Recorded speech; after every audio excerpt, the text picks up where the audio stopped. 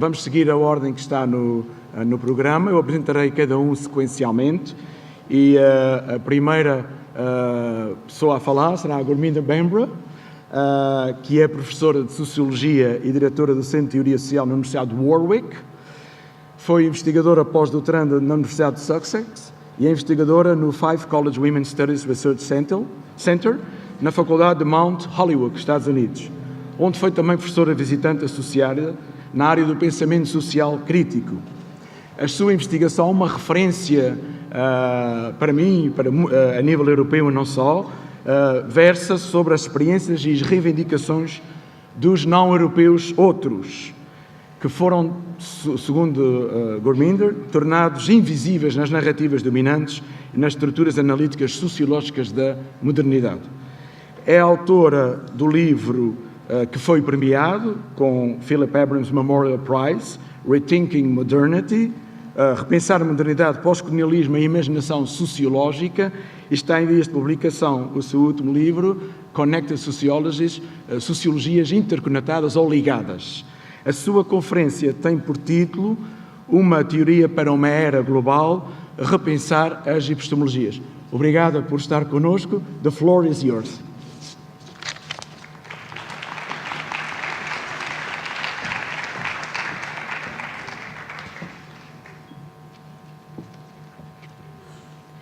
So I'd like to start by thanking Boaventura and the whole organising committee for putting together such an important intellectual and political event. And I'm really honoured to be speaking here with all of you today. In the presentation today, I want to discuss the necessity of rethinking epistemologies in order to develop theories adequate for our global age and for the global historicity of our age. My disciplinary background is in sociology, and so my talk will be oriented to looking at the ways in which sociology has traditionally understood the global. I want to examine what is at stake in such definitions, what Boaventura has called their cognitive injustices, and how we might consider alternative formulations through an approach that I call connected sociologies. From its inception, classical sociology was primarily concerned with the European origins of processes of modernity that were to become global. Both Marx and Weber, for example, sought to outline the peculiar conditions of Europe vis-à-vis the rest of the world that they believed to have given rise to the world historical processes of capitalism. The global as a specific category, insofar as it can be inferred from their writings, was the space in which processes initiated in Europe came to play out as world historical. There was little discussion of how the global might be understood in terms of processes not directly identified as capitalist, but nonetheless contributing to modernity. For example, colonial settlement, dispossession, enslavement, and other forms of appropriation.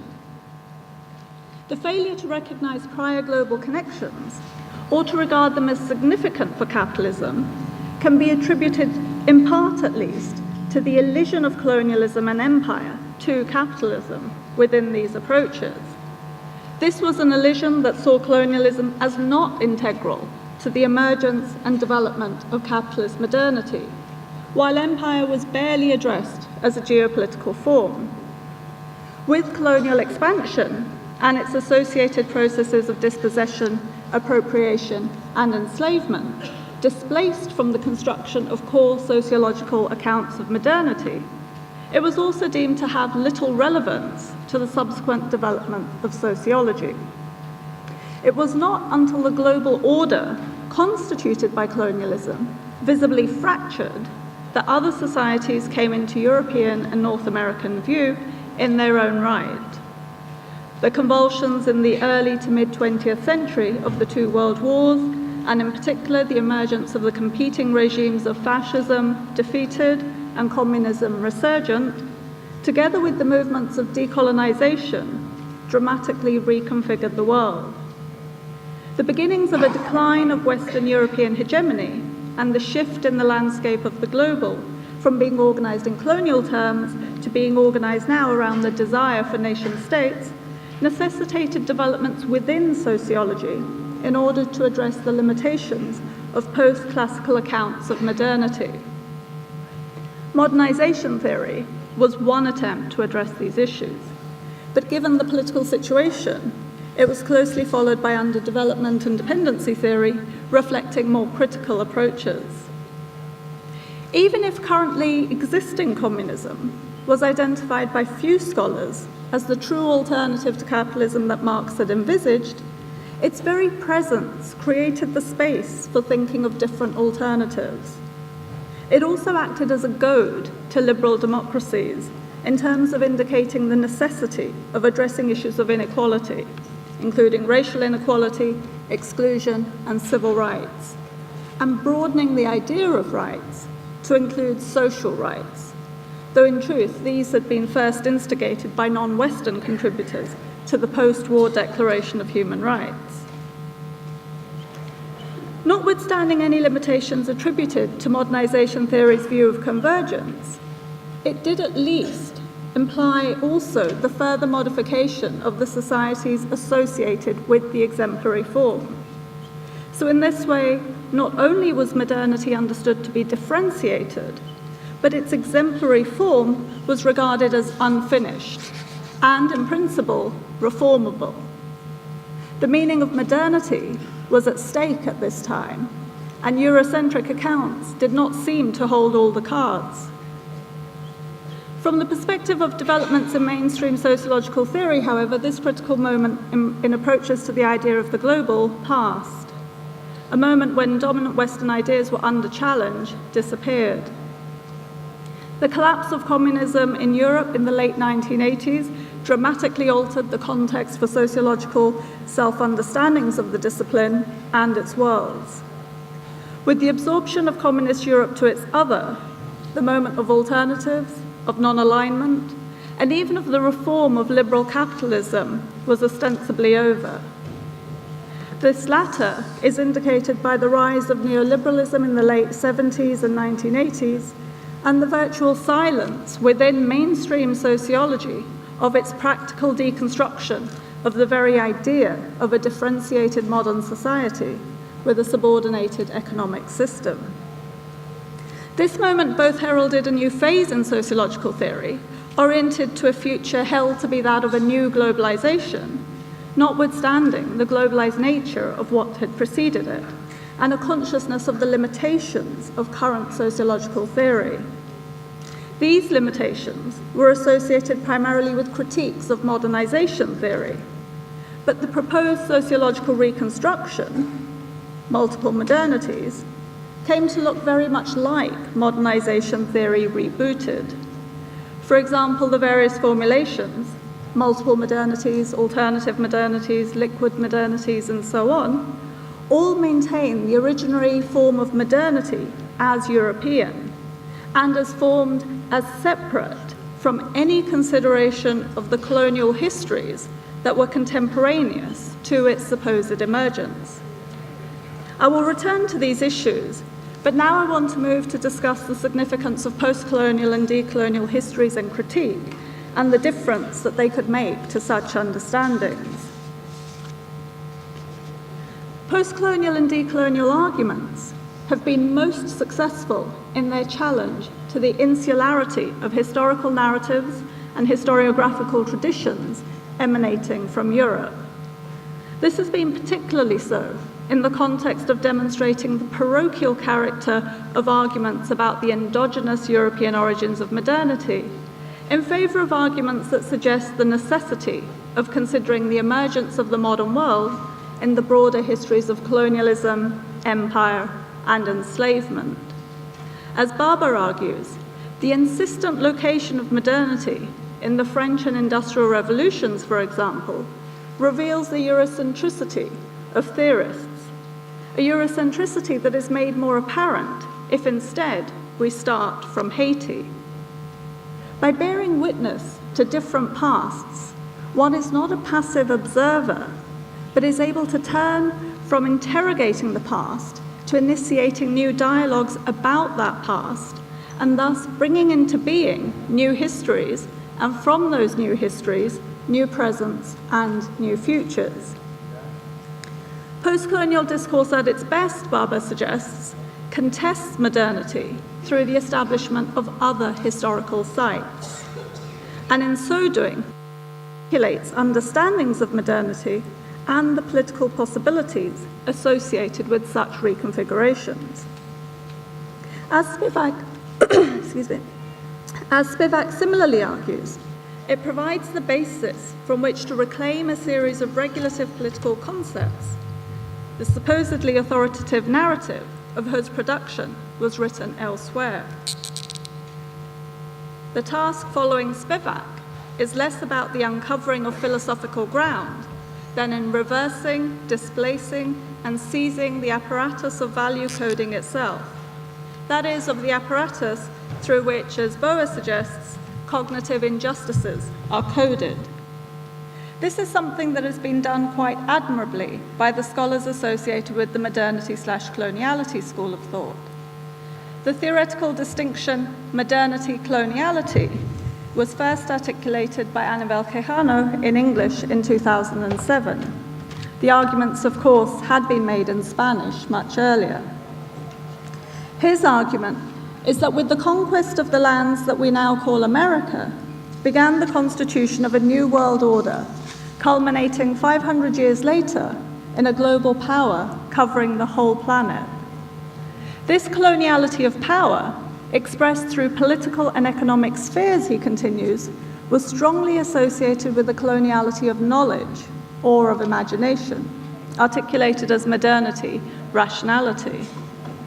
The modernity that Europe takes as the context for its own being is, however, so deeply imbricated in the structures of European colonial domination over the rest of the world that, as Quijano argues, it's impossible to separate the two, hence modernity/coloniality.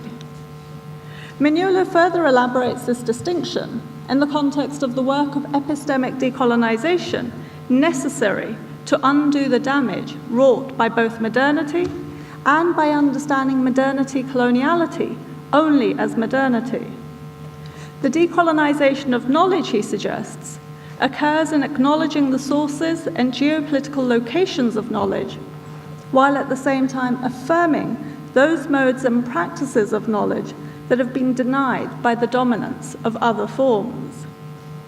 He is not arguing simply for a geopolitics of location as central to any academic endeavor, but rather a consideration of what that geopolitics enables to be known and how it is to be known. Both post-colonialism and decoloniality are developments within the broader politics of knowledge production, and they both emerge out of political developments contesting the colonial world order established by European empires, albeit in relation to different time periods and different geographical orientations. They are only made necessary as a consequence of the depredations of colonialism, but in their intellectual resistance to associated forms of epistemological dominance, they offer more than simple opposition. They offer, in the words of Maria Lugones, the possibility of a new geopolitics of knowledge. The perspective of connected sociologies, with which I wish to conclude this presentation, starts from a recognition that events are constituted by processes that are always broader than the selections that bound events as particular and specific to their theoretical constructs. It is inspired by the call by the historian Sanjay Subramaniam for connected histories, which he argues do not derive from a singular standpoint, whether that's a putatively universal standpoint or the standpoint of a generalized subaltern. Rather, connected sociologies seeks to reconstruct theoretical categories, their relations and objects, and to create new understandings that incorporate and transform previous ones. Connected sociologies recognizes a plurality of possible interpretations and selections, not as a description of events and processes, but as an opportunity for reconsidering what we had previously thought we had known. The different sociologies in need of connection are themselves located in time and space, including the time and space of colonialism, empire, and brackets post-colonialism. They will frequently arise as discordant and challenging voices, and they may even be resisted on that basis, a resistance that is made easier by the geospatial stratification of the academy itself, something that is being challenged very well in this gathering. The consequence of different perspectives must be to open up examination of events and processes such that they are understood differently in light of that engagement. Put another way, engaging with different voices must move us beyond simple pluralism to make a difference to what we had initially thought. Not so that we come to think the same as each other, but that we think differently from how we had previously thought prior to our engagement. To return to the question of multiple modernities, which some have seen as a sufficient response to post-colonial and decolonial critiques, I would suggest that this particular sociological trope is precisely antithetical to the sort of argument that I wish to make. And in deconstructing it, I hope to demonstrate the different promise of connected sociologies. Theorists of multiple modernities sidestep the issue of historical global interconnections, those connections argued for by theorists of underdevelopment and of dependency. And they only regard as significant those connections that brought European modernity to other societies. Although, of course, they don't actually address the historical processes of colonialism and enslavement and dispossession by way of which these processes were brought to other societies. Rather, these processes are euphemized under terms such as European contact or mere diffusion. In this way, theorists of multiple modernities continue to assert the necessary priority of the West in the construction of a comparative sociology of multiple modernities, and end up privileging the same understanding of modern societies as earlier modernization theorists. So in effect, they seek to contain challenges to the dominant theoretical framework of sociology by not allowing difference to make a difference to what are seen as the original categories of modernity. The paradox is that while modernization theory had engaged with difference as an issue that potentially placed its Western form at stake, the multiple modernities approach embraces difference at the same time as articulating the ideological and political success of Western modernity.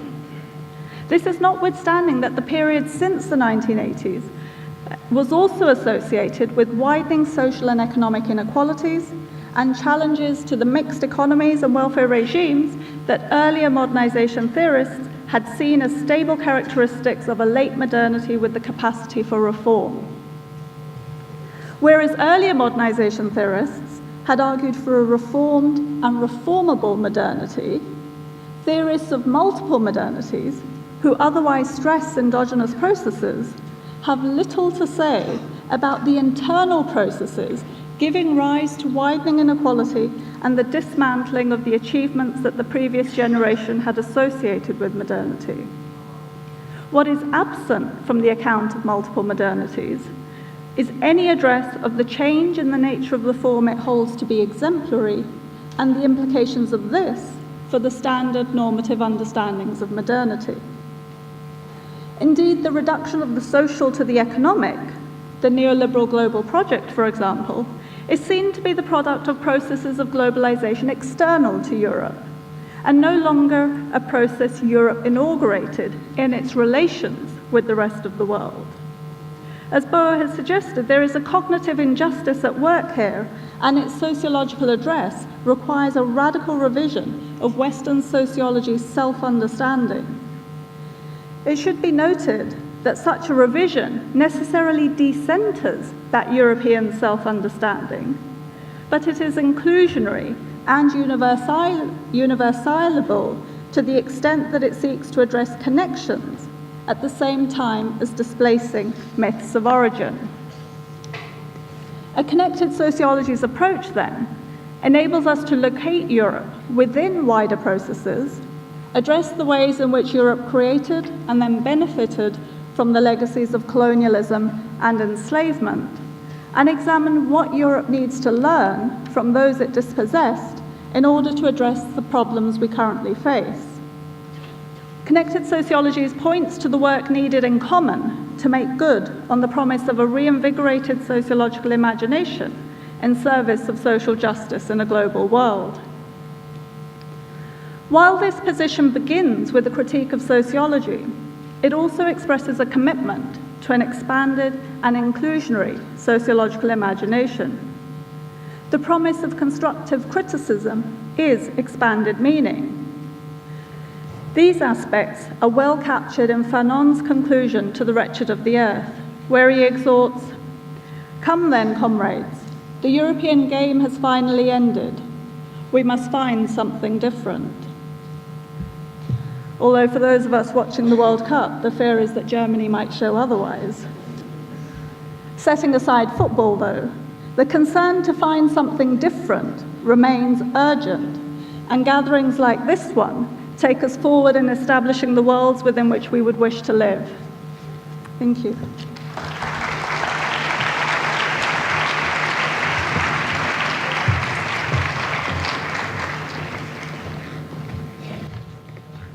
Muito obrigado.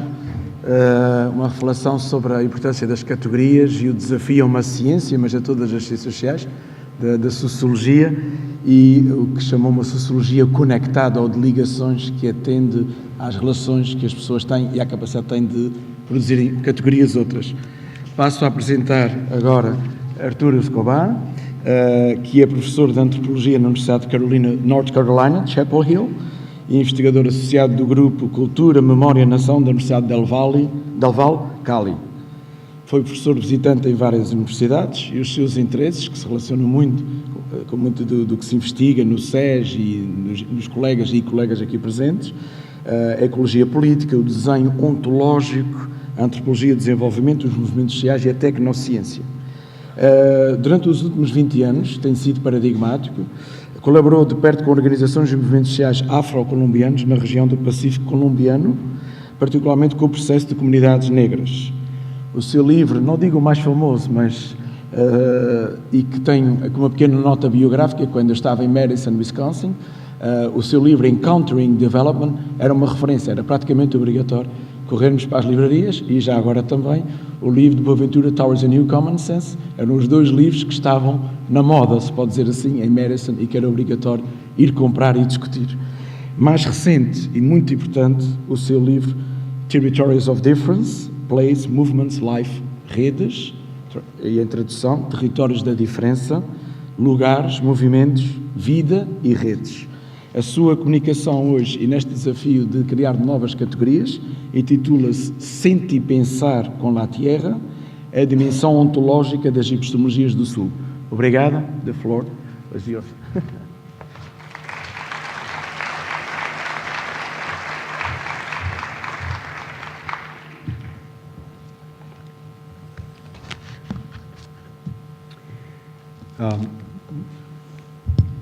Boa tarde. Muito obrigado, José Manuel, pela sua apresentação. Meus agradecimentos muito especiais para o professor Boaventura de Sousa Santos, a quem não posso ver agora, pela seu convite ao colóquio. Muito obrigado também para o Rito Oliveira, todo o time de SES, pela organização do evento, e muito obrigado para todos e todas pela sua assistência. Vou falar em castelhano, depois dessa pequena introdução em português. Y tengo un PowerPoint que no pasaré todos los slides, no podré pasar por todos los slides en el tiempo que tenemos asignados, pero quisiera comenzar por dar una introducción intuitiva a la charla, al contenido de la charla, haciendo una reflexión muy breve sobre el título de la charla y sobre los 4 conceptos que están presentes en el título. El primero es el concepto de sentipensar o sentipensamiento, que es un concepto popular, del conocimiento popular. El segundo, el concepto de tierra, que es un concepto que existe en muchas cosmovisiones, ontologías y mundos en todo el mundo. El tercero, obviamente, Epistemologías del Sur, al cual no me referiré casi para nada, porque tenemos la introducción del profesor Boaventura Santos, que ya nos dio muy completa sobre el tema. Y el cuarto es el concepto de ontologías. Y comenzando entonces por sentipensar. El sentipensar, como decía, es un concepto que surge y que se encuentra, realmente lo encuentra el sociólogo colombiano Orlando Falsborda, reporta que es un concepto que existe de una forma muy profunda en las comunidades de la costa caribe de Colombia, que hablan del sentipensamiento, del sentipensar como el arte de vivir bien, el arte de la vida, combinando pensamiento y emoción, el pensar con la mente y el pensar con el corazón. Si sentipensamos en la vida, sentipensamos con la tierra. Y sentipensar con la tierra significa en este contexto sentipensar, vivir, hacer, existir desde la profunda intuición de la conexión íntima que tenemos con la tierra, de que todos los seres vivos, humanos, inhumanos y aún los seres no vivos, lo inorgánico, estamos completamente interrelacionados y que nadie ni vive por fuera de esa relación. Es un concepto muy fácil de entender analíticamente, pero muy difícil de entender, digamos, existencialmente. Entonces mi charla también se va a encaminar hacia darle un poco de vida a este concepto. Y la dimensión ontológica simplemente significa, en algún momento, si hay tiempo, hablaremos de por qué volver a un término tan eurocéntrico como la ontología, la filosofía griega, etcétera, etcétera. Hay razones para hacerlo en este momento, pero básicamente digamos que también existe en las culturas de los pueblos, con el concepto de cosmovisión, por ejemplo, el concepto de Muntu, de la vida de muchos grupos africanos, el concepto de la Pachamama también es un concepto de la tierra y también un concepto, digamos, ontológico de la tierra. Bueno, ahora sí, para comenzar con la primera diapositiva, tenemos entonces, lo que voy a tratar de hacer es elaborar un poco lo que llamamos la dimensión ontológica de la propuesta de Epistemologías del Sur de Boaventura, que está siempre allí y está como a flor de piel y a veces elaborada, pero que pensamos elaborarla desde una perspectiva algo diferente. Hablar de otros conocimientos entonces nos refiere a otros mundos, definitivamente. Entonces hay una conexión entre la epistemología, las epistemologías del sur y lo que llamaremos ontología política o la dimensión política de pensar y vivir los mundos de una forma diferente.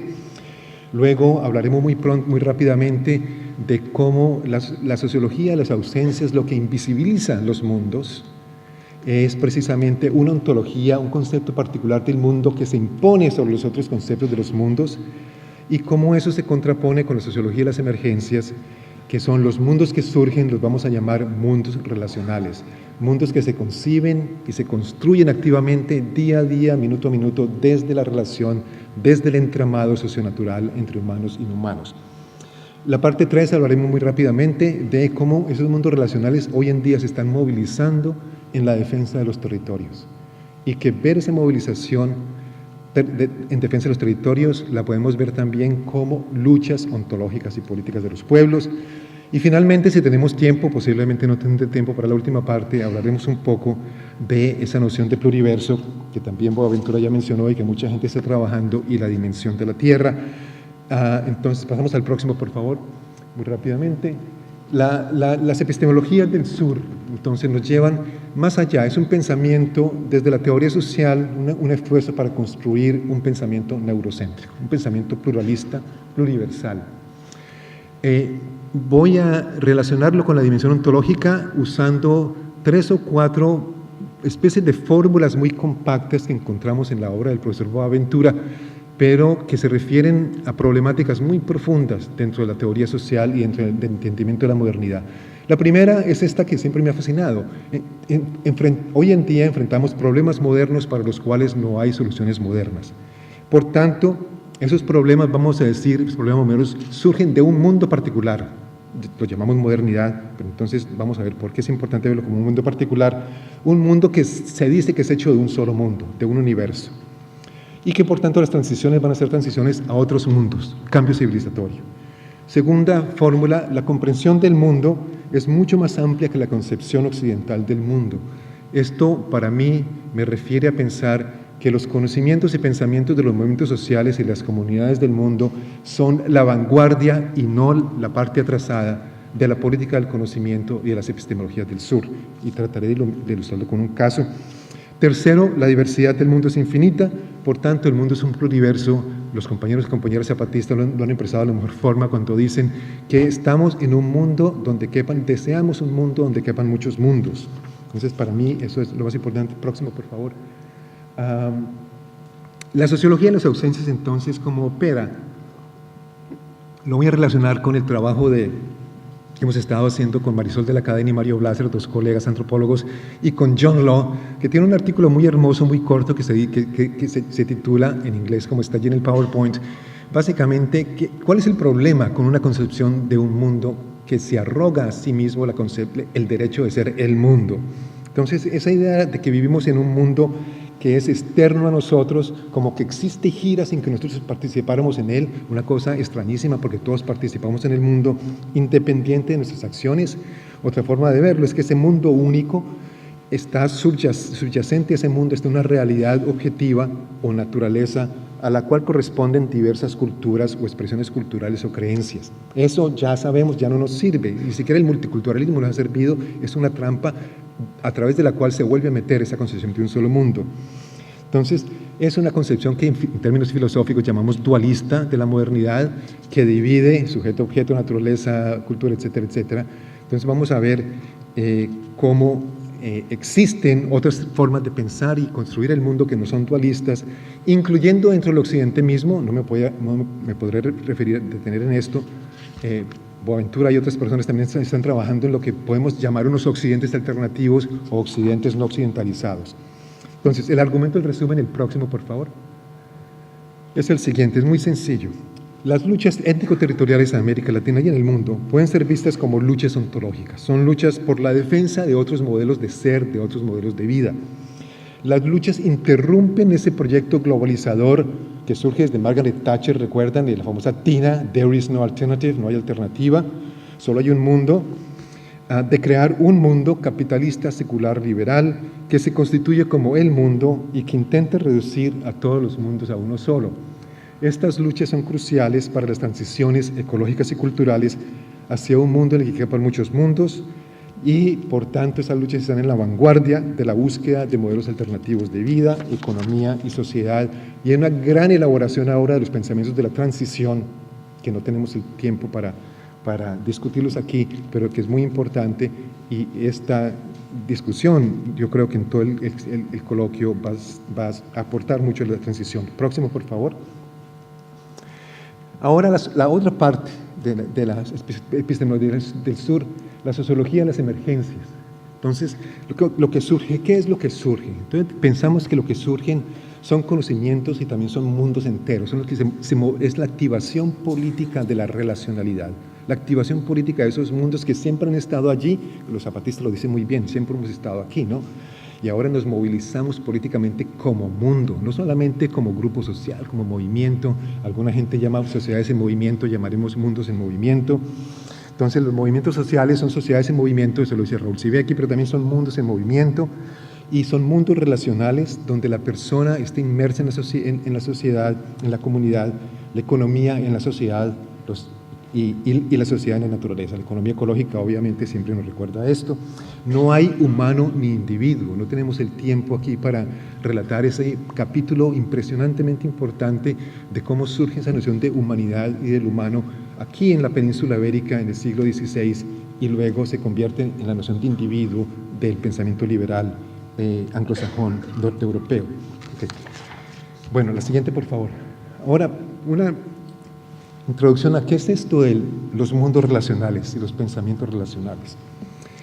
Esta fotografía, que de hecho es de un amigo alemán que ha trabajado mucho en el Pacífico de Colombia, que es una región de bosque tropical húmedo en Colombia, entre Panamá y el Ecuador, y entre la cordillera de los Andes y el litoral del Pacífico, muestra un padre y una niña, una hija, en un río típico, digamos, del Pacífico Sur.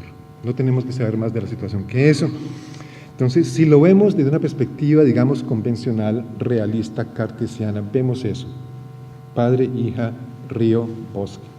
Pero si los miramos con los ojos de la relacionalidad y tratemos de transportarnos a ese Pacífico, a ese río, a ese área de bosque tropical húmedo, empezamos a ver todo un entramado de relaciones que es impresionantemente rico y que es lo que se enactúa cada día y cada minuto. Entonces empezamos a ver que más que padre e hijo y la canoa, el potrillo como se llama, está también el conocimiento que hizo posible ser el potrillo, está el árbol del manglar que hizo posible el potrillo, está el manglar mismo, están los mundos inferiores, humano y superiores de las cosmovisiones afrocolombianas del Pacífico, está el movimiento de las mareas, están los cangrejos, está todo ese mundo, están las visiones, los espíritus. Ese acto sencillo de padre enseñándole, socializando a la hija, como diríamos, una acción tan importante que va a ser para ella como navegar bien el potrillo, es la enacción y la reproducción, si se quiere, de todo un mundo relacional. Allí, como dice una lideresa de Tumaco de esta área, dice, acá nacimos, aquí crecimos, aquí hemos conocido qué es el mundo, aquí hemos conocido qué es el mundo. Es un conocimiento profundamente relacional, de nuevo la relación entre epistemología y ontología. La siguiente, por favor. Las concheras que viven en condiciones muy difíciles, de sacar la concha del manglar, obviamente ellas quieren mejorar sus condiciones de vida y de trabajo, quieren por ejemplo botas de hule para meterse al manglar que es de fango, pero no quieren que se destruya el manglar, que es lo que está pasando con camaroneras industriales y con la palmicultura. El siguiente, por favor. Entonces ya entra en muchas áreas del Pacífico Sur, sigue 2 y luego volvemos. Pasa, por favor. Próximo. Entonces lo que ha pasado, es simplemente para ejemplificar la dinámica ontológica de relaciones entre mundos.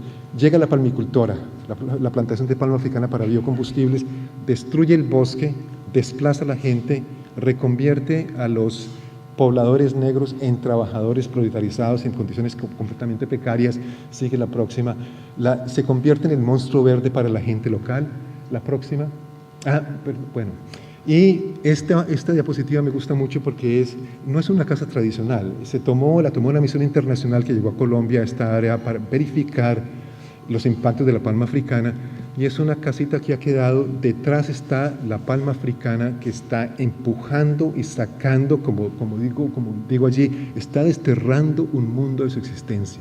Le está erosionando toda la base biofísica, cultural, espiritual, supernatural, de todo como quiera, de existir a ese mundo. O sea que cuando llega esto en nombre del progreso y el desarrollo, está destruyendo mundos. ¿Puedes echar para atrás, por favor? Sigue para atrás. Ok. Entonces, la relacionalidad, para decirlo de una forma muy abstracta, ¿cómo la definimos? La definimos como diciendo, por un lado, que la vida es profunda interrelación, todo es relación. Los budistas como Thich Nhat Hanh, el maestro budista, lo dice, la teoría de la Gaia lo dice, hay toda una elaboración muy, muy importante sobre esto. Nada preexiste las relaciones que lo constituyen. Ese, digamos, es el concepto abstracto clave, ontológico, epistemológico, si se quiere, de que nadie existe previo a las relaciones que nos construyen. Siempre, y los pueblos lo han sabido en sus mundos relacionales.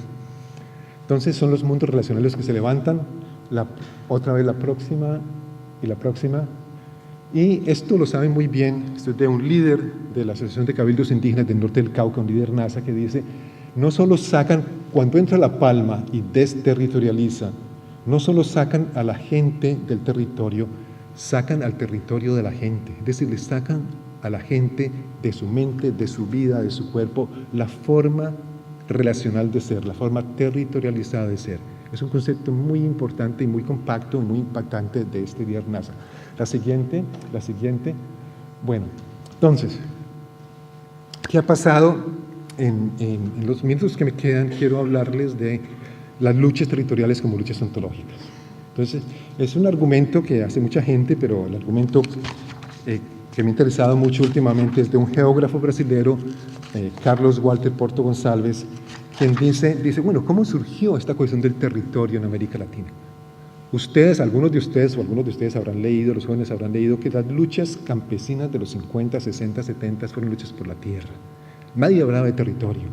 Entonces, ¿cómo comenzó esto del territorio? Entonces dice, comenzaron con las luchas indígenas del Amazonas en Ecuador y Perú, que fueron subiendo hacia los Andes y fueron siendo incorporados el concepto de territorio por los grupos movilizados andinos, de pueblos originarios andinos, quechua y aymara, y se convirtió en una especie de concepto muy importante que empezó a resignificar conceptos claves, digamos, de la modernidad, el concepto de tierra, el concepto de conservación mismo y el concepto de desarrollo. Para mí, una de las formas más hermosas que yo he visto de relatar la diferencia entre tierra y territorio es esto que me decía un mayor afrocolombiano en Tumaco, que decía, bueno, tierra puede tener cualquiera, pero el territorio es otra cosa muy diferente. No es solamente la parte biofísica, es toda la vida, es todo el mundo. Y este territorio subyace a todo un mundo de relacionamiento entre lo que nosotros modernos vemos como biofísico, espiritual, supernatural, humano, no humano, etcétera, etcétera.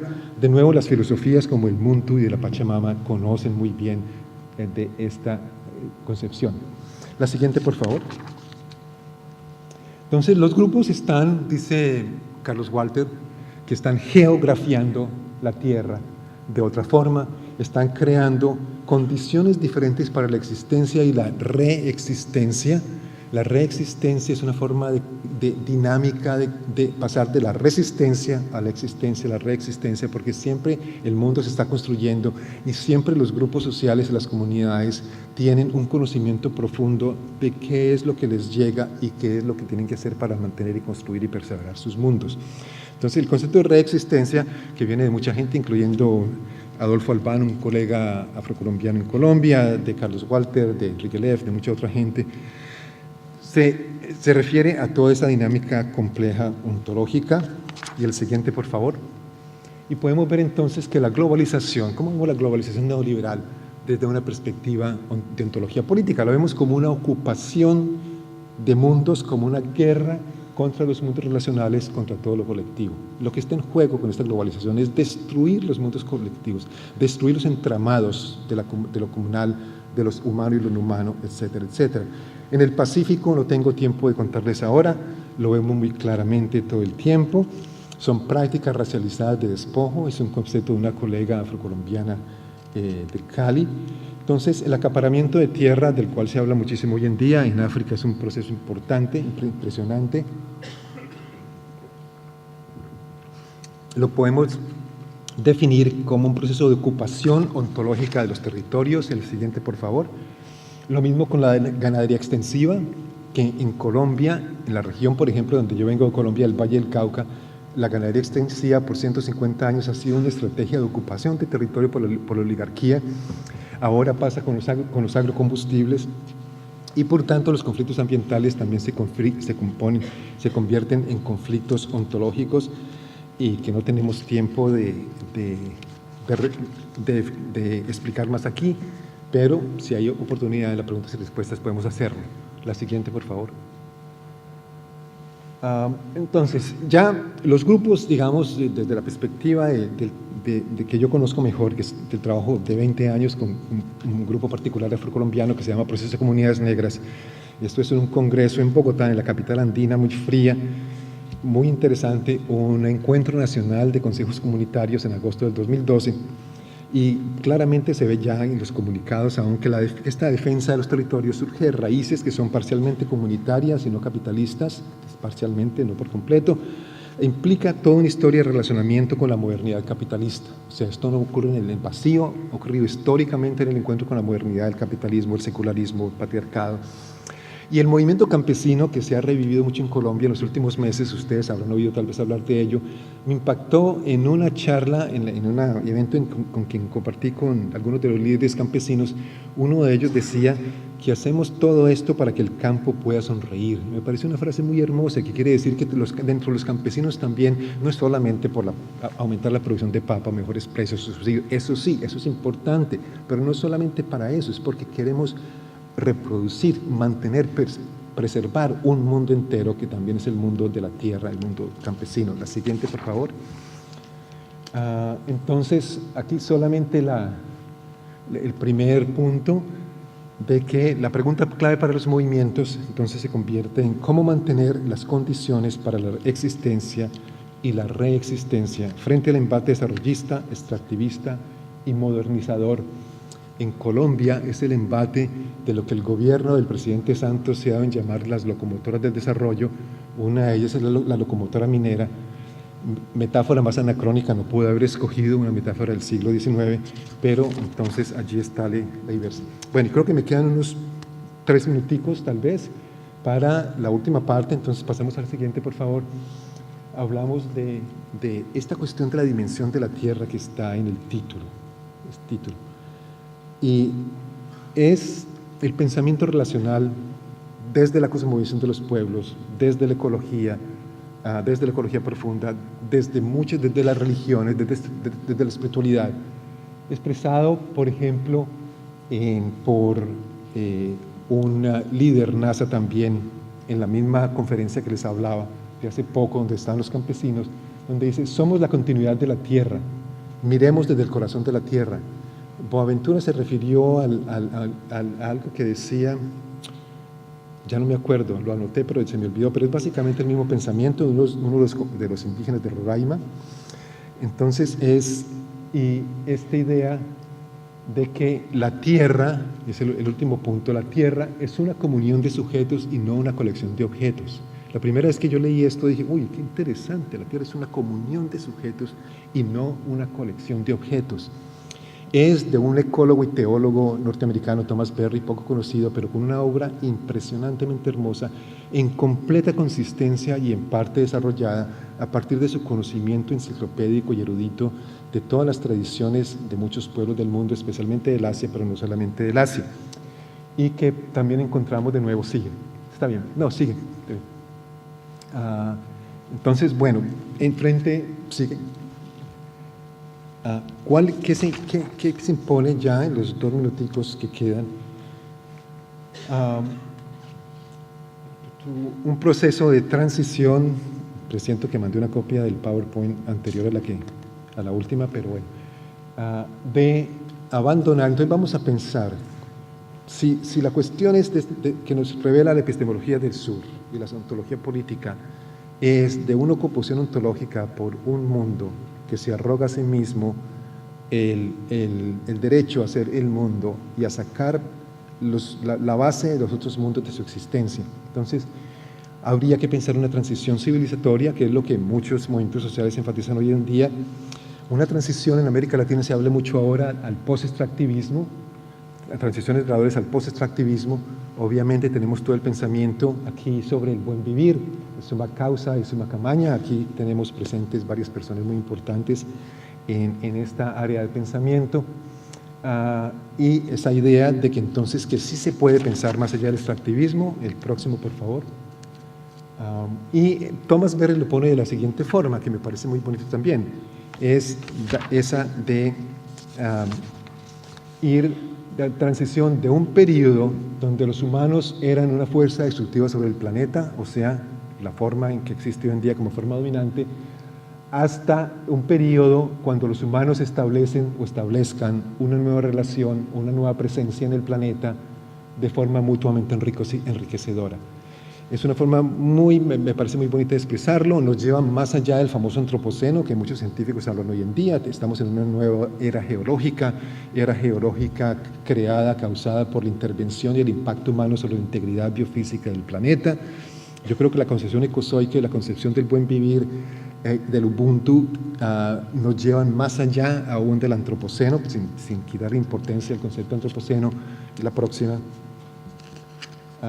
Esta ya es la última, de que entonces volvemos al punto inicial de que dónde ubicamos los conocimientos de los movimientos, el pensamiento de los movimientos de las comunidades, pues que realmente los podemos localizar en la vanguardia del pensamiento. Son respuestas que todavía las percibimos tal vez como débiles a preguntas muy fuertes, que son las preguntas que plantea la crisis, pero que tal vez cada vez más las podemos ver como preguntas más y más, respuestas más y más fuertes también, más contundentes, más claras, más visibles, y todos los movimientos están trabajando muy activo en esto, en cómo cristalizar algunas ideas importantes alrededor de esto, y porque son, obviamente, creo que faltan un par de punticos tal vez, sí, denotan un entendimiento profundo de lo que es la relación con la tierra, de que involucran una estrategia política de avanzada. Yo la veo en los movimientos con quien he trabajado en Colombia. Hay una estrategia política muy clara y muy de avanzada y muy sofisticada, una aguda conciencia de la coyuntura planetaria y una utopía realista para la reconstrucción de los entramados de mundos hacia el pluriverso. El Ubuntu como contra esto lo están elaborando muchos activistas afrocolombianos y en otras partes de América Latina también. El Ubuntu, que es un concepto del sur del África, como contrapropuesta al desarrollo. Y la próxima.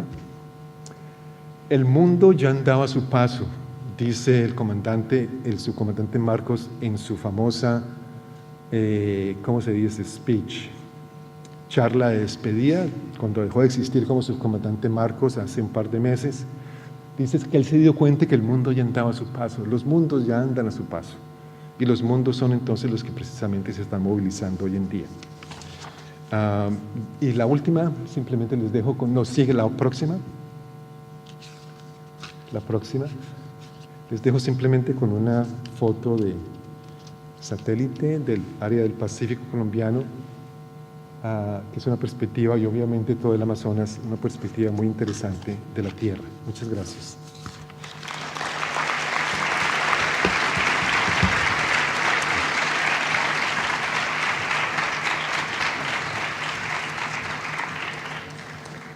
Depois desta apresentação complexa e que se pode reter, eu pelo menos reti a ideia de que só com luta é possível definir modelos de existência, de vida, modos relacionais e um território. Depois no debate poderemos aprofundar e com Arturo as suas ideias. A última apresentação é de Juan José Tamayo, que é doutorado em Teologia pela Universidade Pontifícia de Salamanca e doutorado em Filosofia pela Universidade Autónoma de Madrid. É professor titular na Universidade Carlos III de Madrid, onde dirige a Cátedra de Teologia e Ciências das Religiões Ignacio Ellacuria e professor de Cátedra Três Religiões da Universidade de Valência. É também cofundador e atual secretário-geral da Associação Progressiva de Teólogos Juan 23 e membro do Comitê Internacional do Fórum Mundial de Teologia e Libertação, entre outros. Tem publicado e estudado sobre ciências das religiões, teologia das religiões e teologia da libertação. Tem vários livros publicados, mas o último está muito relacionado connosco e se intitula 50 intelectuais para uma consciência crítica, e dois desses intelectuais, dos 50, são Boaventura Sousa Santos e Saramago. Graças.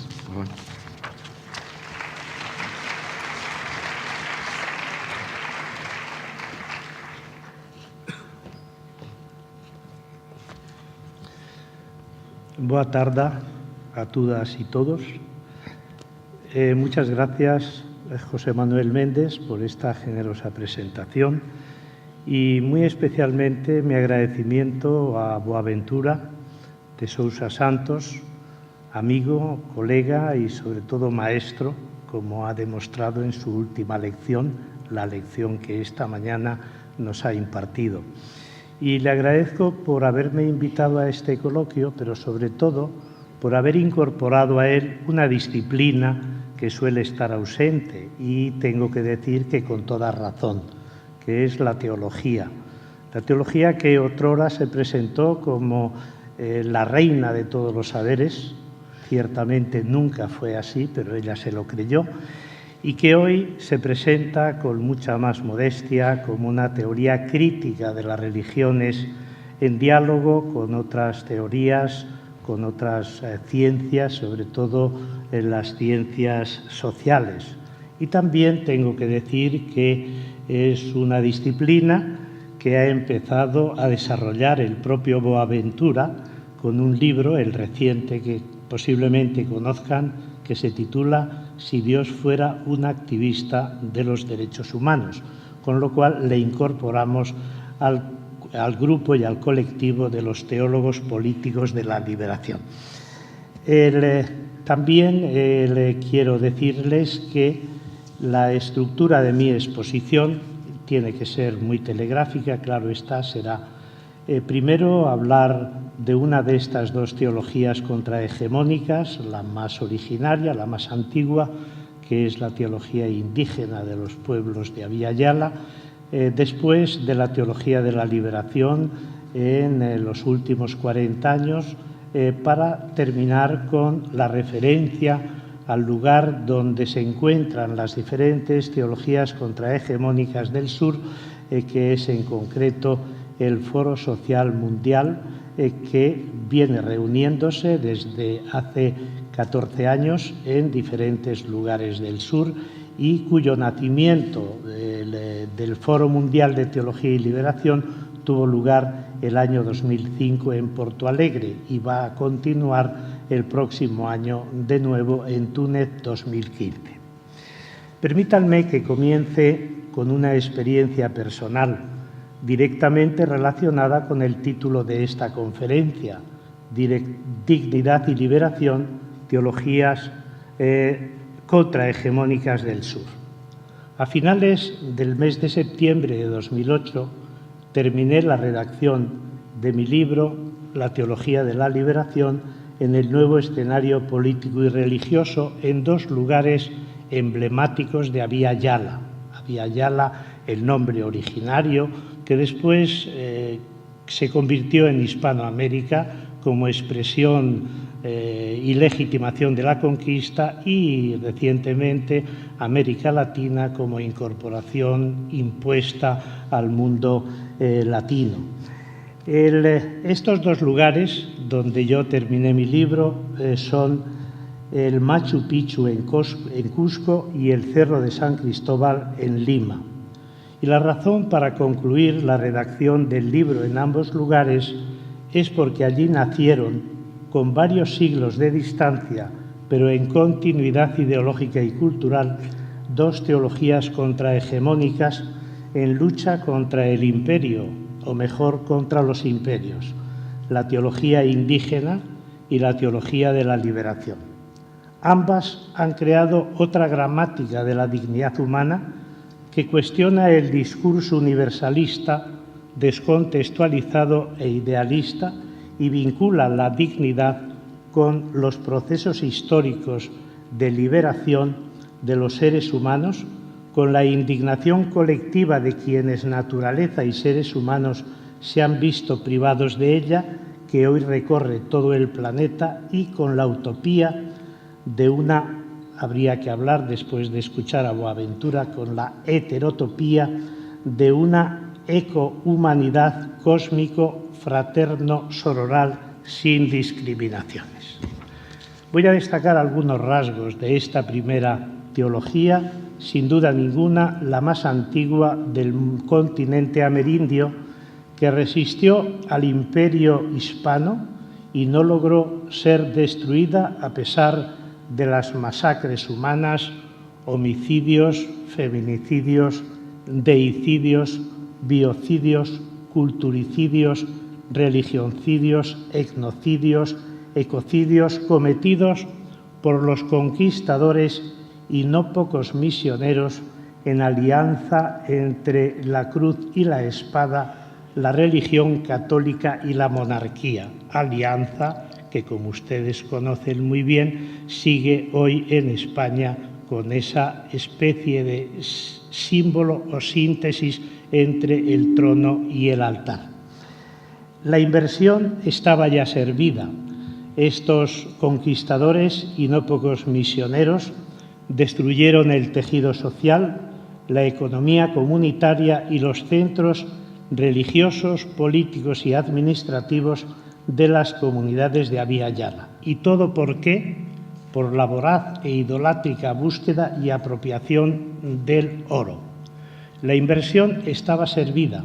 Lo que el fundador del cristianismo, Jesús de Nazaret, llamó estiércol del demonio y dinero de injusticia, los conquistadores y no pocos misioneros lo convirtieron en condición necesaria para la salvación de las almas de los indígenas. Los cuerpos no importaban, o mejor, sí importaban como medio de explotación de las plantaciones, medio de explotación de las minas para extraer dinero. De la incompatibilidad entre adorar a Dios y al dinero se pasó a la consideración del oro como, en palabras de Gustavo Gutiérrez, el verdadero mediador de la presencia de Dios en las Indias. Lo que dice Eduardo Galeano de las culturas indígena y afrodescendiente de Abya Yala es aplicable a la teología cristiana dominante, no solo la de la conquista y de la colonización, también de la moderna en relación con la teología contrahegemónica indígena. Dice así, palabras textuales: la cultura dominante admite a los indígenas y a los negros como objeto de estudio, pero no los reconoce como sujetos de la historia. Ellos tienen folclore, pero no cultura. Practican supersticiones, no religiones. Hablan dialectos, no idiomas. Hacen artesanías, no arte. Y yo añado, tienen ídolos, no dioses. Practican cultos idolátricos, no ritos sagrados. Tienen supersticiones, no sacramentos. Pues bien, la teología indígena ha pervivido durante siglos de dominación colonial en la experiencia comunitaria de los pueblos indígenas y ha logrado sobrevivir en el silencio meditativo de la sabiduría popular, haciendo realidad aquella canción que posiblemente muchos de ustedes recuerden de Atahualpa Yupanqui: la voz no la necesito, sé cantar en el silencio. Y en el silencio meditativo de la experiencia espiritual radical de comunicación con la Pachamama es como se ha mantenido y ha crecido y se ha desarrollado la teología indígena. Hoy opera como un relato alternativo al de la modernidad occidental colonial y como teología de la resistencia frente a la globalización neoliberal que pretende apropiarse de sus tierras con el objetivo confesado de modernizarlas, pero con la intención no confesada de explotarlas, de destruir el tejido de la vida, de toda vida, la vida humana y de la naturaleza, y esto como sacrificio importante al Dios mercado. Igualmente, es un relato alternativo que se enfrenta con la globalización neoliberal que busca eliminar la diversidad cultural, el pluriverso religioso y la riqueza multiétnica, y se empeña en imponer el pensamiento único, el occidental, como si fuera universal. El otro discurso contrahegemónico es la teología latinoamericana de la liberación, que nació a finales de los años 60 del siglo pasado, en el entorno de ese cerro donde también terminé de escribir mi libro, el Cerro de San Cristóbal, que está en Lima, en la parte del Rímac, y allí hay una pequeña iglesia que ha sido atendida durante 40 años, creo que todavía lo sigue, por el que es considerado padre de la teología de la liberación, que es Gustavo Gutiérrez, con su libro programático Teología de la Liberación, Perspectivas, que es publicado el año 1971. La teología de la liberación, la actual, es un discurso de resistencia frente al imperio, nuevo poder colonial, que pretende dominar el continente y someterlo a su omnímodo control, y busca poner el cristianismo a su servicio siguiendo el diseño y la hoja de ruta de Huntington del choque de civilizaciones.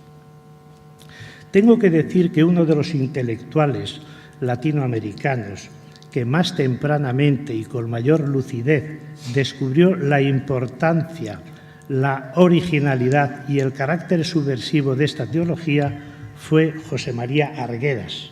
Arguedas, que escribió el libro El zorro de arriba y el zorro de abajo, donde define a Gustavo Gutiérrez como el teólogo del Dios liberador.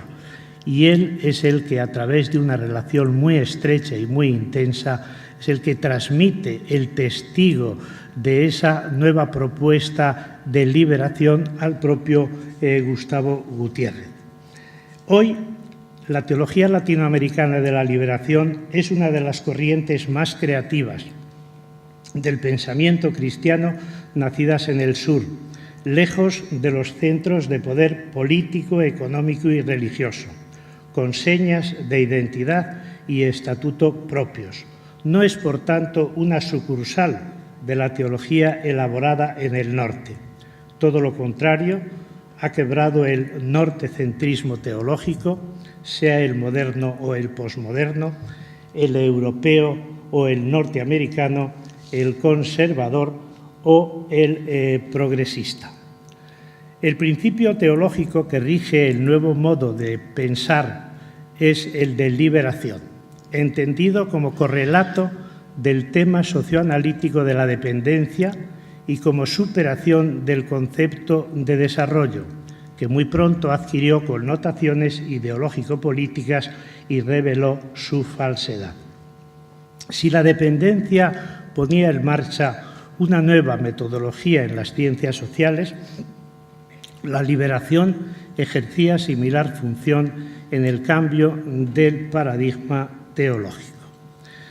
Viene siendo objeto de una pertinaz persecución desde el principio, tanto por parte del Vaticano como del Pentágono, en una estrecha alianza y en una idolátrica alianza que es contraria al Dios del que hablan las religiones monoteístas, el Dios de Jesús de Nazaret, el Dios hebreo o el Dios musulmán. Pero no se ha rendido a la ortodoxia vaticana, ni ha renunciado a sus primeras intuiciones, pero tampoco se ha quedado en la foto fija de los orígenes, ya que no es una teología de hoja perenne, sino inmune a los cambios, ni es una teología de la razón pura, que tenga su sede en el espacio celeste como las teologías anteriores, sino que es una teología de la razón práctica, infieri, que se reformula y reconstruye en los nuevos procesos de liberación como teoría crítica de las religiones. Por eso no se limita a repetir miméticamente lo dicho y escrito por sus fundadores hace 40 años, sino que intenta responder a los nuevos desafíos de manera crítica y creativa, pero sin quedarse en las formulaciones fundacionales que, como las actuales, son relativas. Hoy, esta teología se elabora a partir de los nuevos sujetos que están emergiendo y que protagonizan los cambios estructurales en las religiones y en la sociedad. Y estos sujetos son las mujeres doble o triplemente oprimidas por la dictadura del patriarcado, del capitalismo y del colonialismo en alianza, la tierra sometida a la depredación del sistema de desarrollo científico, técnico y económico voraz de la modernidad occidental, el campesinado sin tierra, que se organiza y lucha contra las nuevas formas de esclavitud, los pueblos indígenas y las comunidades afroamericanas, afrodescendientes, humilladas durante siglos de dominación imperial, las colectividades cada vez más numerosas, excluidas por mor de la globalización neoliberal, las religiones, otrora destruidas por el cristianismo imperial, las identidades sexuales estigmatizadas y perseguidas. Son todas ellas alteridades negadas que conforman los diferentes rostros de la pobreza y la marginación, a quienes esta teología reconoce como sujetos activos, consciente de que se están empoderando y desde su empoderamiento contribuyen a la superación del racismo, el sexismo, el clasismo y la homofobia. De aquí, de estos nuevos sujetos, han surgido nuevas tendencias teológicas de la liberación, todas ellas contrahegemónicas. La teología feminista, la teología indígena, la afrodescendiente, la campesina, la ecológica, la del pluralismo religioso, la de la diversidad sexual, todo un mosaico de teologías y sabidurías que conforman el plural panorama de la teología de la liberación, que no es una anciana moribunda, como algunos eclesiásticos la presentan, confundiendo el deseo con la realidad. Cuando digo anciana moribunda, me refiero a unas declaraciones que, al salir de ver al Papa Francisco, el presidente del Comité Episcopal Latinoamericano, hizo a una revista, a una agencia de noticias que se llama Zenit, que es propiedad de los Legionarios de Cristo. Supongo que hasta Portugal han llegado pues, las conductas ejemplares de esta organización. Pues este arzobispo hizo las siguientes declaraciones. La teología de la liberación, ¿qué me dice usted? Todos los cultivadores ya son ancianos, muchos han muerto y esta ya está muerta, ¿no? A lo que Gustavo Gutiérrez, el fundador y padre de esta teología, dijo: pues no sabía que estuviera muerta, no me han invitado al entierro. Y efectivamente yo creo que está viva y activa, intentando responder a los desafíos nuevos del continente latinoamericano. Y termino con el último punto, saltándome muchas cuestiones que tenía preparadas y que les facilito, si ustedes lo deseen, quienes quieran conocer la conferencia completa y totalmente desarrollada. Y termino refiriéndome a el lugar de encuentro de estas teologías, ¿no? Todas estas teologías se extienden por el sur y en los ámbitos de marginación del norte.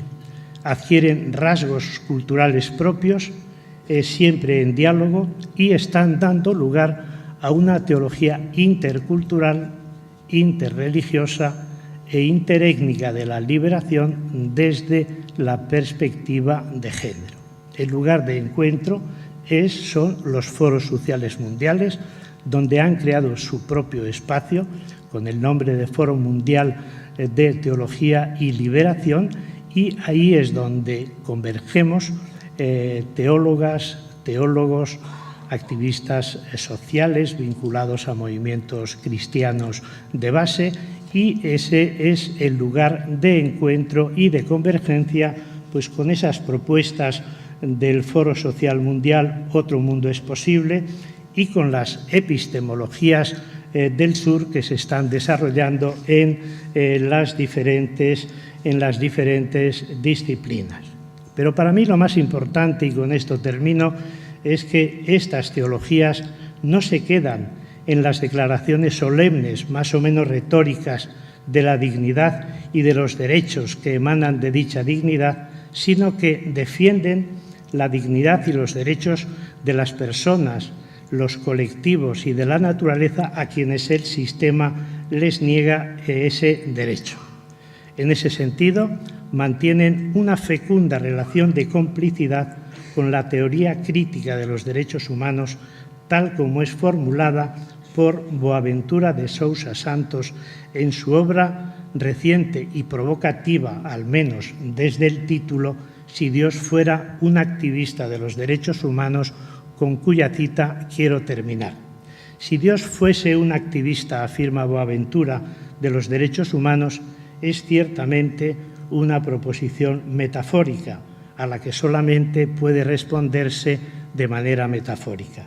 Si Dios fuera un activista de los derechos humanos, él o ella andarían definitivamente en busca de una concepción contrahegemónica de los derechos humanos y de una práctica coherente con la misma.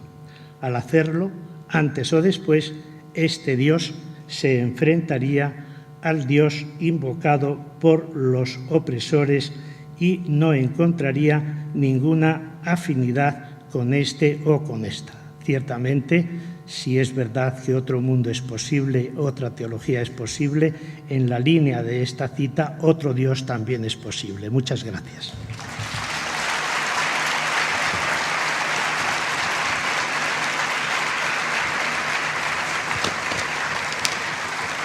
Muito bem. Já estamos cansados para ir para o almoço, mas como foi prometido, teremos agora 15, 20 minutos para dar a oportunidade de quem no público achar ou quiser dialogar, aprofundar. Os colegas vão responder do lugar que eu vou pedir para serem colocados os microfones e circularão na sala microfones. E agora José Tamayo mostrou-nos como é possível uma teologia, como uma teoria crítica das religiões e como a transcendência, a relação com a transcendência pode ser força e motivo para a luta. Vamos agora abrir um pequeno espaço de debate, sabendo que, como já estamos atrasados, retomaremos os trabalhos às 3 horas, às 15 horas, e depois vamos ajustando durante o dia. Vou pedir para pôr os microfones e já na sala microfones para quem quiser perguntar alguma coisa aos nossos palestrantes.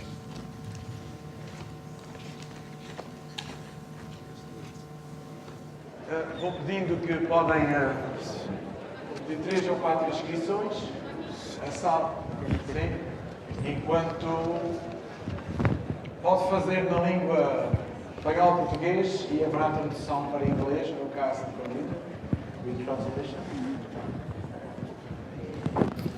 Minha pergunta, meu comentário vai à última apresentação, Juan José Tamayo.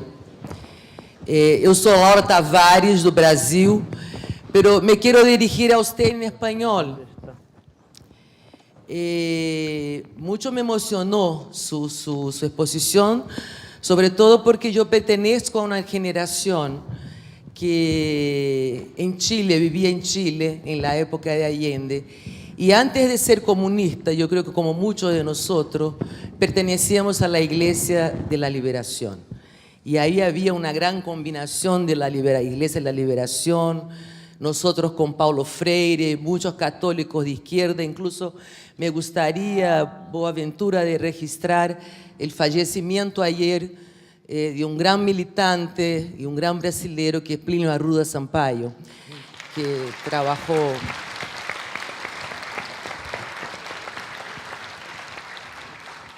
y que es la generación más vieja que estuvo con nosotros en Chile. Bueno, había toda una tradición de la izquierda católica.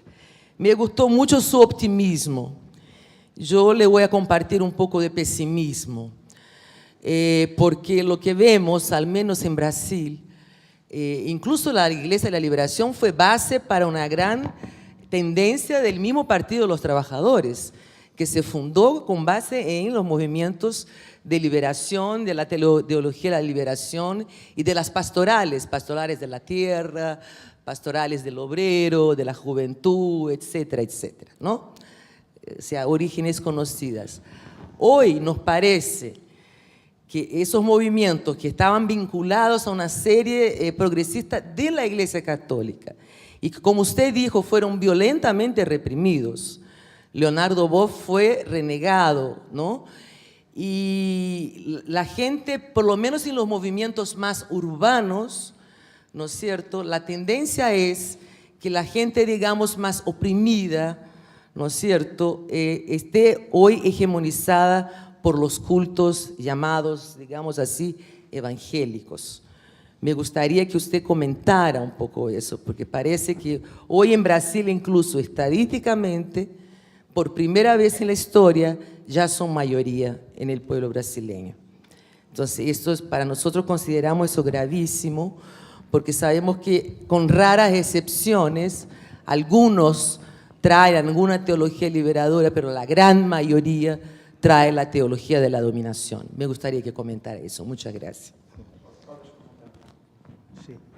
Muchas gracias por la generosidad en la valoración de mi intervención. Lo guardo con mucho respeto y reconocimiento, viniendo de una persona brasilera, que es uno de los lugares donde más viva y activa sigue estando la teología de la liberación. Es verdad, haciendo un análisis socio-religioso de la realidad latinoamericana, nos encontramos con 3 fenómenos que no son precisamente o no nos llevan al optimismo sobre la teología de la liberación, que es todo el movimiento pentecostal, que va creciendo a un ritmo de gigante, va creciendo como un huracán, que además se lleva por delante todos esos procesos anteriores, incluso en propias personas que fueron de esa orientación, luego se reconvierten. Se habla de que en torno al año 2040-45 más del 50% de la Iglesia latinoamericana será pentecostal, y eso a mí me merece todos los respetos, pero desde el punto de vista que estamos hablando me parece que es algo que frena y paraliza totalmente los procesos emancipatorios de las personas y de los pueblos. El segundo fenómeno, igualmente preocupante, que lleva al pesimismo, es el neoconservadurismo que se ha instalado en la jerarquía católica. Es decir, esa jerarquía que el año 1968 celebra aquel famoso congreso en Medellín de la Conferencia Episcopal Latinoamericana, donde lleva la Iglesia del colonialismo y la conquista, incluso del desarrollismo, a la liberación. Se pasa de una teología de conquista, teología de colonia, teología desarrollista, a una teología de la liberación que tiene como núcleo central la Iglesia de los pobres y la opción por los excluidos, ¿no? En este momento, sin embargo, es todo lo contrario. Buena parte del episcopado latinoamericano y caribeño, que en su momento dio el giro, un giro realmente copernicano, ahora mismo están posicionados del lado del neoconservadurismo, cuando no del integrismo vaticano, del Vaticano anterior, claro está, y no han integrado todavía los posibles cambios que se están produciendo.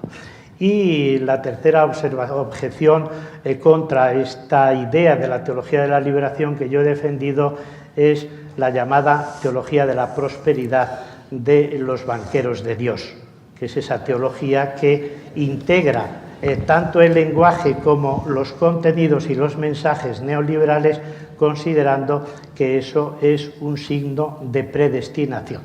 Con todo, yo tengo que decirle que soy más bien pesimista esperanzado. Y aquí habría que recordar a Gramsci, ¿no? Dice, sí, me parece que va por ahí la cosa, ¿no? Soy contra el pesimismo de la razón, el optimismo de la voluntad militante y comprometida, ¿no?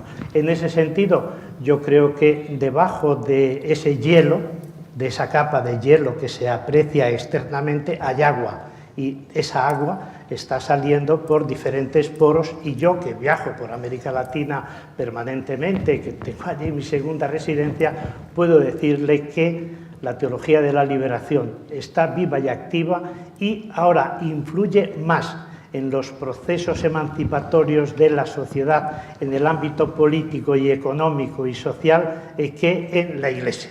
Por tanto, es posible que la influencia en la Iglesia sea menor, pero en los terrenos de la concientización política es mayor. Y, según algunos estudios sociológicos que he leído, se considera que todos estos gobiernos, todos estos partidos que en los últimos 15 años han accedido al poder para la construcción del socialismo del siglo XXI y propuestas alternativas, cuentan con un apoyo muy importante y a veces decisivo en las elecciones a la hora del triunfo de estos partidos. Sí, bueno, yo soy Ana Fontecilla de la Universidad Veracruzana de México. La pregunta es para el primer ponente, la primer ponente. Yo tengo dudas, bueno, conozco poco de sociologías del Oriente y en Latinoamérica hablamos de saberes, ¿no? Entonces, desde ahí estamos, digamos, degradando otras formas posibles de ciencia sociológica que no sea la moderna. Entonces, mi pregunta es ¿cómo, bueno, un poco sobre las sociologías orientales, no conozco nada, pero cómo hacer parte de los cursos de las universidades, que son la institucionalización de la idea moderna de conocimiento, cómo integrar en este enfoque que propone de sociologías conectadas, estas otras sociologías de Oriente, por ejemplo, o de los países que fueron colonizados como contenidos mismos dentro de las universidades.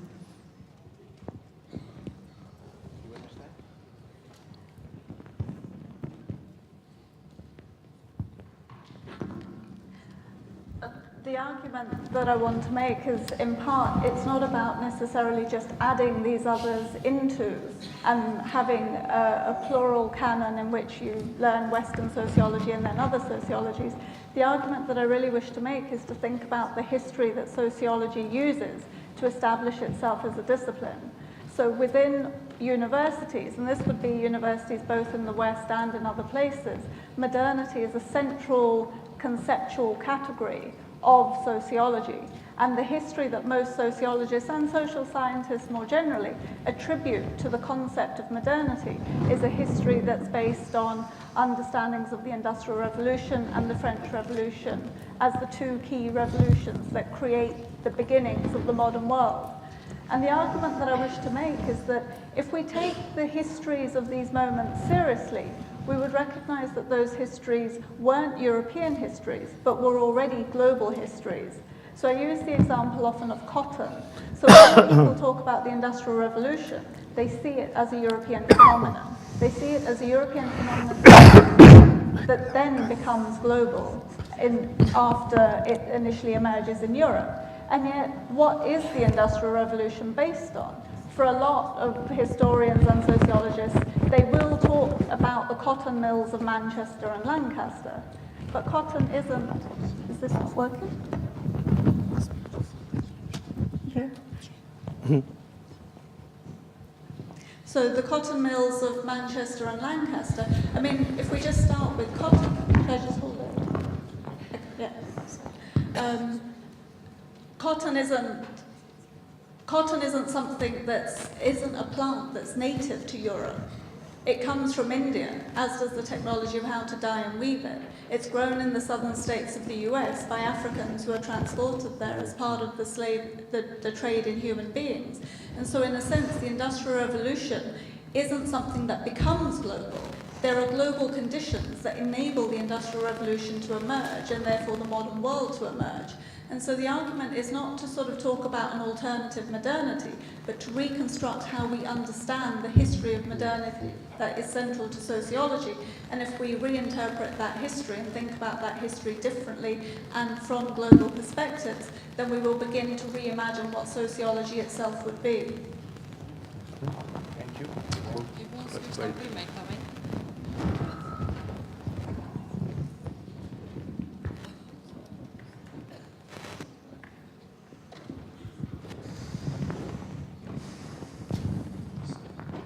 Buenas tardes. Para el profesor Escobar, quisiera que me pudiera dar su lectura esto de la despedida del subcomandante Marcos, porque en México se le ha dado una lectura desde los medios, que no son de comunicación, sino de difusión hegemónica, donde se ha tratado de generar una idea de que el subcomandante claudicó y de que el movimiento se debilitó y está extinto o en vías de extinción. Entonces, me gustaría que usted nos pudiera dar su lectura desde la idea del sentir-pensar, porque me parece que es otro el sentido de esta despedida del subcomandante. Bueno, muchísimas gracias por la pregunta. Leí la carta de despedida al subcomandante Marcos y invito a todo el mundo que no lo ha hecho que la lea. Realmente es un documento muy interesante. Alguna gente lo describe como un documento anticolonial, decolonial, descolonizador, como quiera que queramos usar. Y yo creo que sugiere en la izquierda latinoamericana y la izquierda mundial, el zapatismo supuestamente había desaparecido o estaba desapareciendo. Y creo que en México se han dado esos debates, a lo que se refiere tu pregunta. Los zapatistas, que para mí es un pueblo sabio, es un movimiento sabio, basado en todo un mundo que sigue caminando, siempre está caminando y caminando la palabra, han demostrado que siguen vivos y siguen siendo una propuesta, tal vez la propuesta más contundente y más interesante y más realizada y realizable de otra forma de vivir que existe hoy en día. Y lo han demostrado en las juntas de buen gobierno, en las comunidades autogestionarias, en el concepto de autonomía que han ido desarrollando y construyendo en la práctica de las comunidades al mismo tiempo.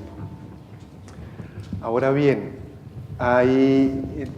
desde el concepto de sentipensar, hay un concepto que realmente no conozco bien la genealogía de este concepto, pero que se ha vinculado con los zapatistas. Yo lo he tomado de una colega y amiga mexicana, Xochitl Leiva Solano, que trabaja en el CIESAS de San Cristóbal de las Casas, que es el concepto de corazonar, ve que es como el sentipensar, ¿no? De pensar con el corazón y con la mente, y que se sentipiensa desde allí, y de pronto haré la conexión con la primera pregunta sobre el optimismo y el pesimismo, de que pensar desde allí significa que, y aún la distinción misma entre sentimiento, entre lo pesimismo y optimismo como que se disuelve, se convierte en otra cosa. Gustavo Esteva, que muchos conocerán aquí, estuvo en la charla que dio él, y decía, alguien le preguntaba la pregunta del optimismo y el pesimismo, y él dice, bueno, la metáfora usual que usamos es, el vaso está a medio llenar o está medio vacío. Si uno dice, bueno, está medio vacío, entonces uno es pesimista. Si está medio llenar, el vaso uno es optimista. No sé si la metáfora es solo del inglés o también del castellano, porque esto fue en inglés. Pero Gustavo llega y dice, no, es que no lo sirve ni lo uno ni lo otro. El vaso está lleno de mierda, dijo él. Y por eso tenemos que pensar fuera del vaso. Y pensar fuera del vaso, dice él, es pensar siempre con la esperanza y es ser siempre optimista. Para mí es voltear la película por completo.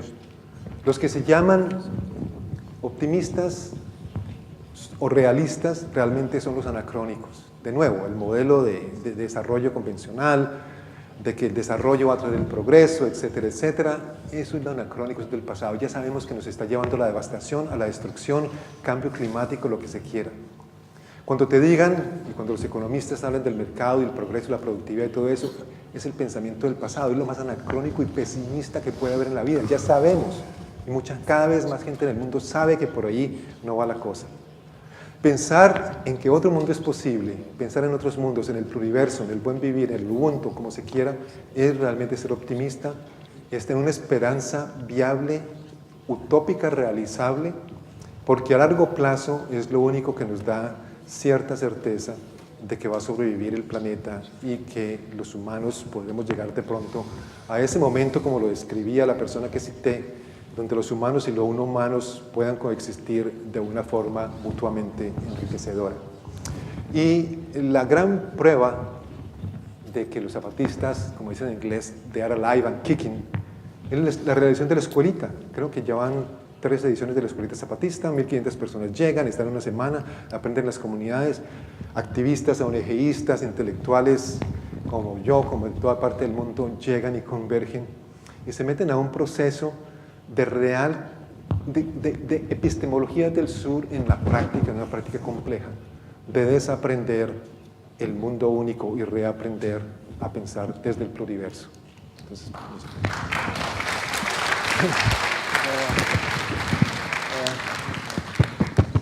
vamos aceitar mais 2 perguntas e depois, durante o dia, estes dias, podemos falar com os colegas que aqui estão.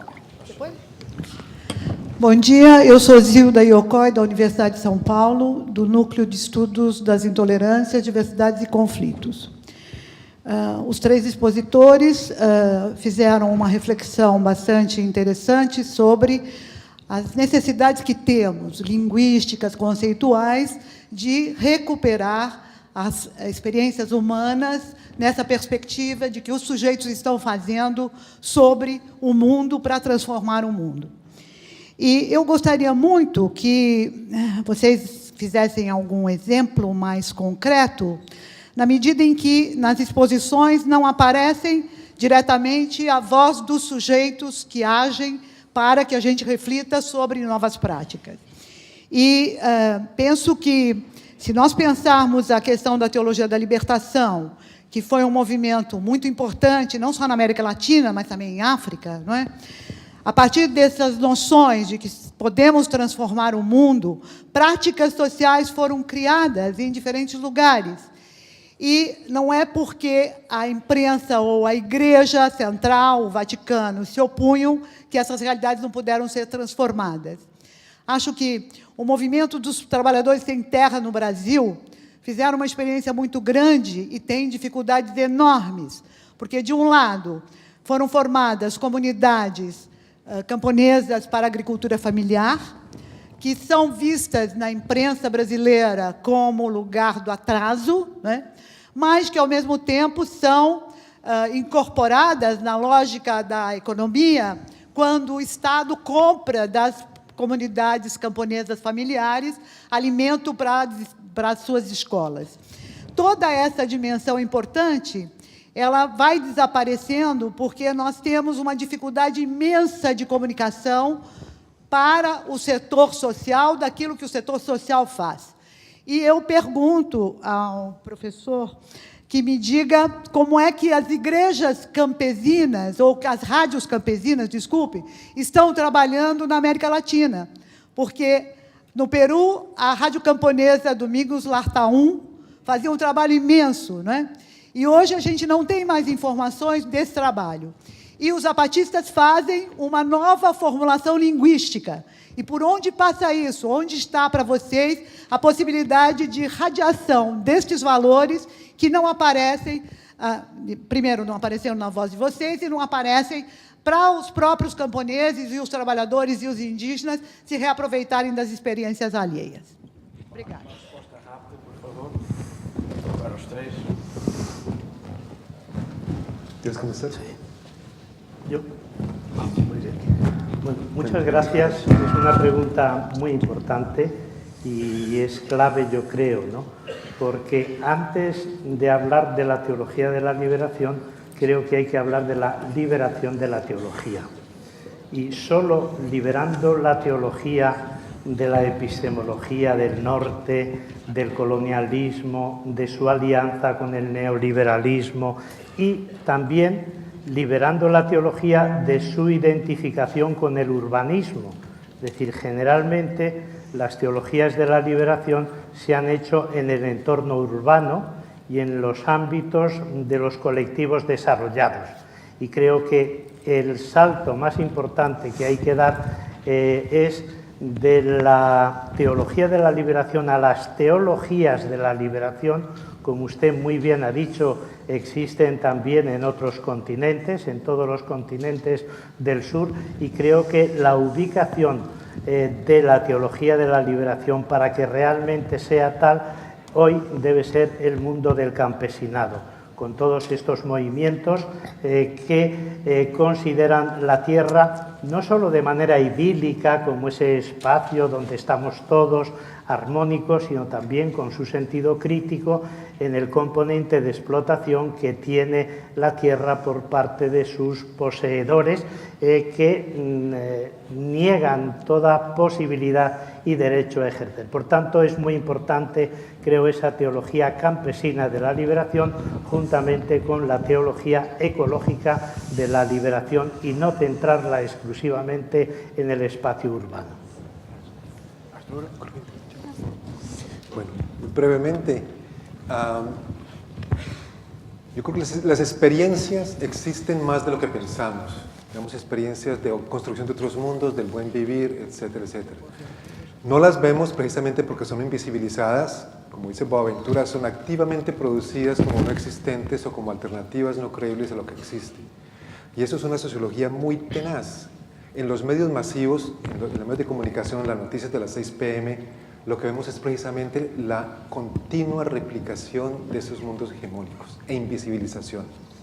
Tampoco las vemos porque no están todavía tan conectadas, pero tanto en el norte global como en el sur global, las experiencias de transiciones a otros modelos civilizatorios, a otros mundos posibles, están mucho más vivas y más fuertes de lo que pensamos. Entonces es un ejercicio en ver y también en existir de otra forma.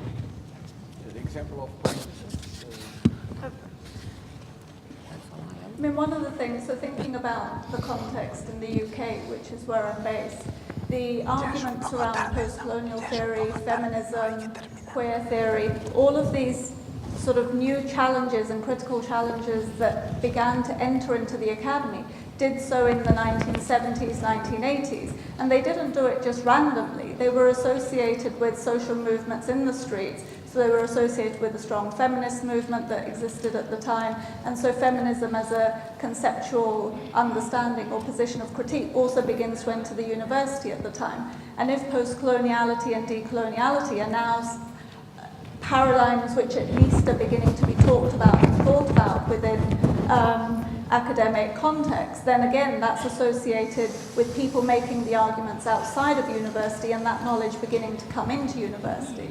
And what's really important in that context, again in the context of the UK, is that it's the period after the Second World War that access to universities began to open up. So from the 1950s up until about the 1980s, we had a period of expansion where university education itself became accessible to people, to women, to ethnic minorities, to people from the working class, workers and others. They entered this space, and in entering this space, they brought their own experiences, their knowledges, and their different ways of thinking about things into a space which previously had been simply for effectively white men with privilege.